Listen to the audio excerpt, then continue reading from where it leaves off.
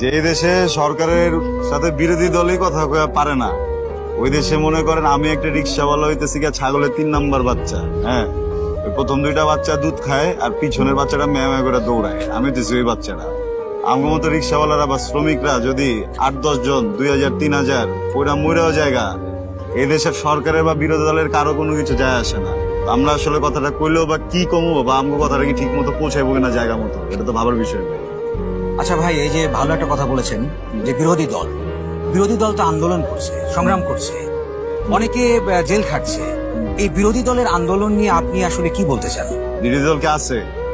হ্যাঁ, দুদিকে তাকায় দেখেন তো, যত দিকে তাকায় দেখি সব জায়গায় তো দেখি একই দলের পোস্টার, ব্যানার, ফেস্টুন সবকিছু। হ্যাঁ, আর বিরোধী দলগুলো সব কই? এটা কি সব রোহিঙ্গা মায়ানমারে থাকে? হ্যাঁ, শোনেন, বিরোধী দলের টুটি অনেক আগেই চাইপা ধরা হয়েছে। বিরোধী দল এখন লুলে হয়ে গেছে, তারা কথাও কইতে পারে না, তারা কোনো কিছু করতেও পারে না, আর কথা কর জায়গাটাও তো নাই। হ্যাঁ, এক শাসনতন্ত্র যদি চলতে থাকে তাহলে আসলে কোনো দল, কোনো জনগণ কেউ তো কোনো কথা কইতে পারবো না। আর এদিকে সাধারণ জনগণ সবাই আছে হইতেছে গিয়া খালি পেটের ভিতরে। ভাই, টাকা পয়সা যেমন হইতেছে সবকিছুর দাম বেড়ে গেছে গা, তেমন ইনকাম কমে গেছে গা। আলুর দাম বেড়ে গেছে, এখন হয়ে গেছে 80 টাকা কেজি। অন্যান্য শাকসবজি 200 টাকার উপরে, 200-300 টাকার নিচে কোনো মাছ নাই।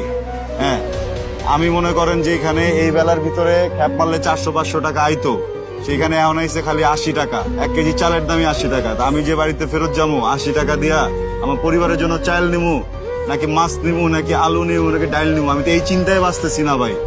বিরোধী দল কি করতে পারলো না, পারলো না, কি লেগা পারলো না, এটা হলো আমি কেন, আমার মতো আরো 10 জন, 15 জন, 10 লক্ষ, 10 কোটি মানুষ তো কথা বলতে পারবো না ভাই। সবাই এই জায়গায় আটকে আছে, বুঝছেন।